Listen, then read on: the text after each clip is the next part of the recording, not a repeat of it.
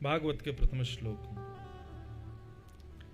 भागवत के द्वितीय श्लोक में 4 बातें बताई गई: विषय, अधिकारी, संबंध और प्रयोजन। भागवत का विषय क्या है, अधिकारी कौन है, भागवत से संबंध किससे होता है और श्रीमद् भागवत का प्रयोजन क्या है। तो सबसे पहली बात, भागवत का विषय। धर्म प्रोजित कैतवोत्र परमो निर्मत्सराणां सता वैद्यं वास्तवमत्र वस्तु शिवदं तापत्रयोन्मूलनम्। श्रीमद्भागवते महामुनिकृते किं वा परैरीश्वरः सद्यो हृद्यवरुध्यते त्रिकृतिभिः शुश्रूषुभिस्तत्क्षणात्। बहुत सुंदर बात। श्रीमद् भागवत का विषय, धर्म प्रोजित कैतवोत्र परमो। सुनने वाले श्रोता के साथ ऐसा क्या होगा कथा सुनने से जो सामान्य स्थानों पर नहीं हो सकता, जो सामान्य चर्चा में नहीं होगा। भागवत सुनने से ऐसा क्या होगा?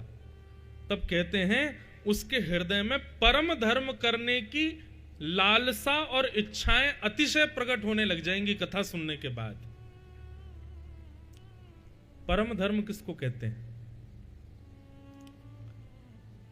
धर्म और परम धर्म, इनमें भी अंतर है। धर्म उसे कहते हैं जो आप अपने लिए और अपनों के लिए करते हो, और परम धर्म उसे कहते हैं जहां पर आप आत्म कल्याण के लिए अपनी आत्मा के लिए जो क्रिया करते हो उसको परम धर्म कहते हैं। बहुत ध्यान से सुनिएगा। आप मंदिर जाते हैं, शंकर जी का अभिषेक करते हैं, संतों को दान करते हैं, ब्राह्मणों को दान करते हैं, जरा भंडारा कराते हैं, लोग असहाय लोगों की सहायता करते हैं, मुफ्त में किसी का इलाज कराते हैं, किसी को पढ़ाते हैं, किसी का विवाह कराते हैं। ये सब धर्म के अंतर्गत आता है।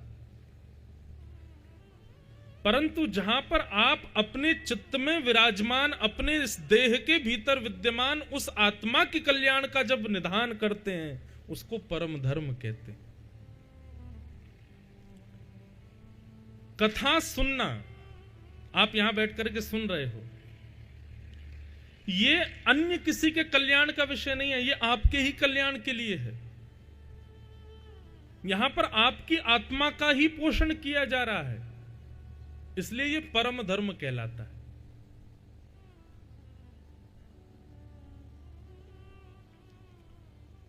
भागवत के श्रोता के चित्त में कथा श्रवण के पश्चात अत्यंत परम धर्म करने की इच्छा प्रकट होती है। वो बार बार उस क्रिया को करेगा, बार बार उस स्थान पर जाएगा, बार बार उस भावना में रहने का प्रयास करेगा जहां से उसका उद्धार हो, जहां से उसके चित्त में विराजमान जो आत्मा है उसका कल्याण हो। आप कहेंगे महाराज जी तो फिर ये स्वार्थ नहीं हो गया, अपने कल्याण का विचार कर रहा है, दूसरों के कल्याण का नहीं। मैंने अभी अभी एक बात कही, आत्म कल्याण जब तक नहीं होगा आप विश्व का कल्याण नहीं कर पाओगे। आत्म कल्याण पहले जरूरी है। हवाई जहाज में बैठे हैं आप लोग, तो जब फ्लाइट टेक ऑफ करने वाला होता है उससे पहले जो विमान में एयर होस्टेस होती हैं वो कुछ निर्देशन देती हैं। लोग बाग आजकल सुनते वनते तो नहीं है, उनको फोन वोन चलाते रहते, वो बेचारी 2-4 बार बोलती भी हैं कि आप लोग ध्यान से सुनो। एक विशेष बात वो कहती है कि विमान में ऑक्सीजन का दबाव कम होने पर ऑक्सीजन मास्क ऊपर से गिरेंगे। आप पहले अपना मास्क लगाएं, फिर दूसरे की सहायता करें। विमान में कहते हैं ऐसा। फिर उसके बाद कहते हैं कि आपातकालीन स्थिति में यदि विमान को कहीं लैंड करना पड़े तो आपके सीट के नीचे रक्षा जैकेट है, पहले स्वयं पहने फिर दूसरे को पहनाएं,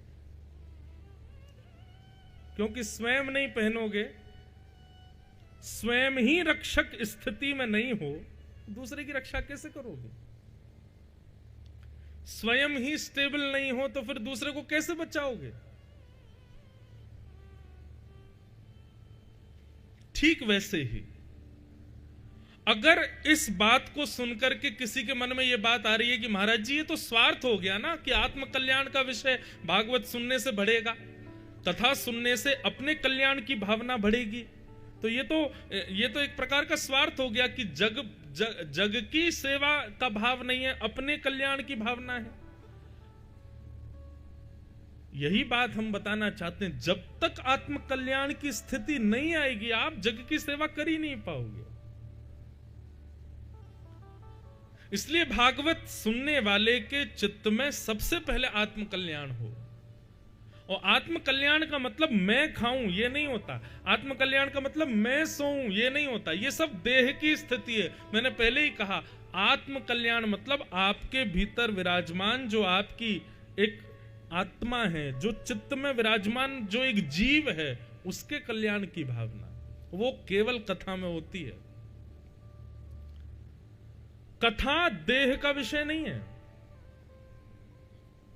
अगर देह से पूछो तो 2 बजे से लेकर के 6 बजे तक भारत के 70% लोग सोते हैं। देह से यदि पूछो तो 12-1 बजे आप लोगों ने भोजन किया, भोजन करने के बाद देह तो यही चाहता है कि मुझे सुलाओ, देह तो यही चाहता है कि मुझे ऊपर बैठाओ, देह तो यही चाहता है जहां कम वो लग रहा हो, कमर वमर लगाने की जगह हो, वहां मुझे बैठाओ। देह तो यही चाहता है कि थोड़ा मुझे फोन दिखाओ।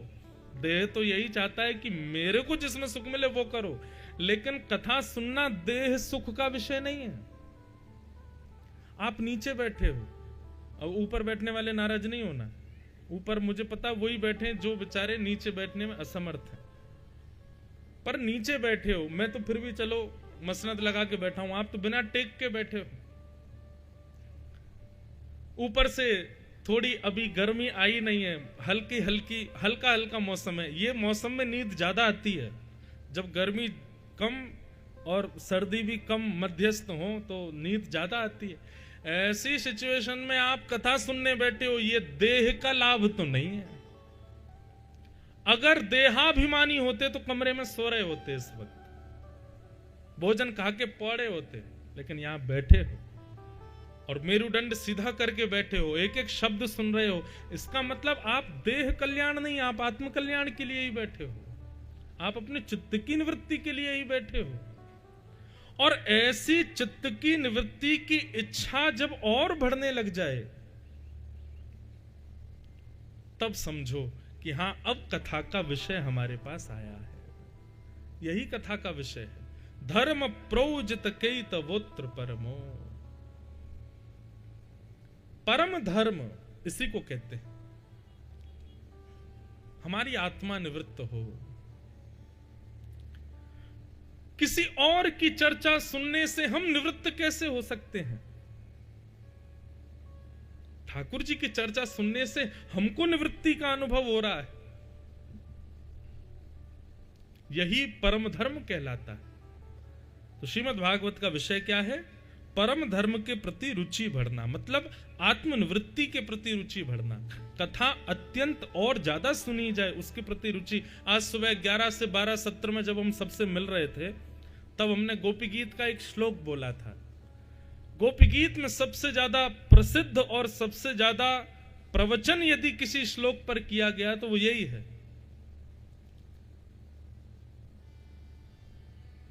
तब कथामृतम तप्त जीवनम कविभिरीडितम कल्मषापहम् श्रवणमङ्गलम् श्रीमदाततं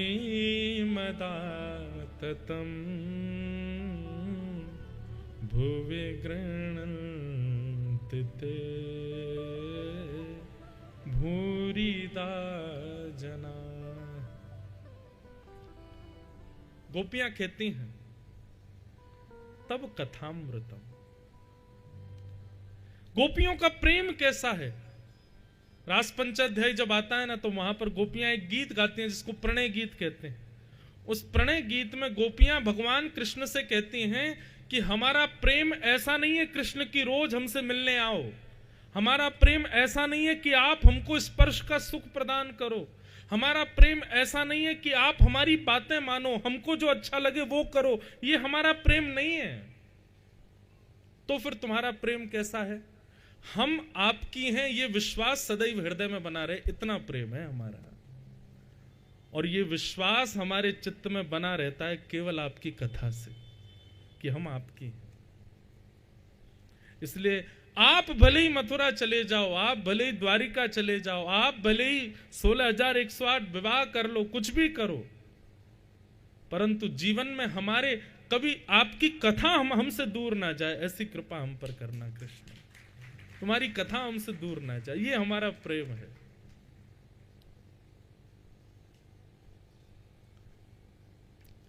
विषय बहुत सुंदर है बंधु। कभी कभी मुझे लगता है कि मैं ज्यादा उसमें प्रकाश डालूंगा तो फिर कई लोगों की स्थिति में देख नहीं पाता। कई श्रोता ऐसे आते हैं कथाओं में,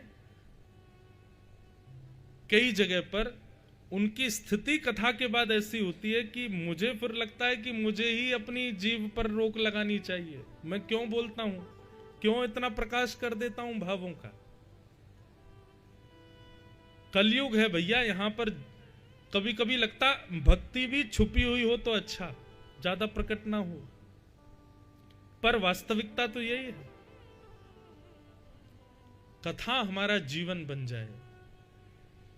श्रीमद् भागवत में जितने भी भक्त हुए लगभग सबने ठाकुर जी को छोड़ा, उनकी कथा को मांगा, उनकी चर्चा को मांगा। ध्रुव जी तो कहते हैं, बोले ठाकुर जी, भगवान ने पूछा ध्रुव तुमको मेरी कथा चाहिए, मैं क्यों नहीं चाहिए? तो ध्रुव जी कहते हैं कि जब आपको मांगते हैं तो आप केवल आंखों को दिखाई देते हो, लेकिन जब आपकी कथा मांगते हैं तो आप रोम रोम को अनुभव होते हो, आप प्रत्येक अंग को अनुभव होते हो ठाकुर जी। इसलिए हमें आपकी कथा चाहिए। तो ये भागवत का विषय है, धर्म प्रोजित कई तवोत्र परमो। अभी तो देखो सामान्य कथा, अच्छा कथा का स्तर नहीं होता, स्तर हमारा होता है। कथा तो अपने जगह यथावत होती है, पर धीरे धीरे क्या होगा, जैसे आप सामान्य सप्ताह कथा सुनने लगेंगे ना, तो फिर उसके बाद इच्छा बढ़ेगी कि अब हम और गहरी कुछ चर्चाएं सुने। ठाकुर जी की कुंज की लीला, निकुंज की लीला, निवृत्त निकुंज की लीला, सब जगह ये लीलाएं प्रकट भी नहीं होती। कहीं कहीं ऐसे स्थान हैं, मैंने गिने हुए हैं भारत में, वहां जब कथा होती है तभी लीला प्रकट हो पाती है।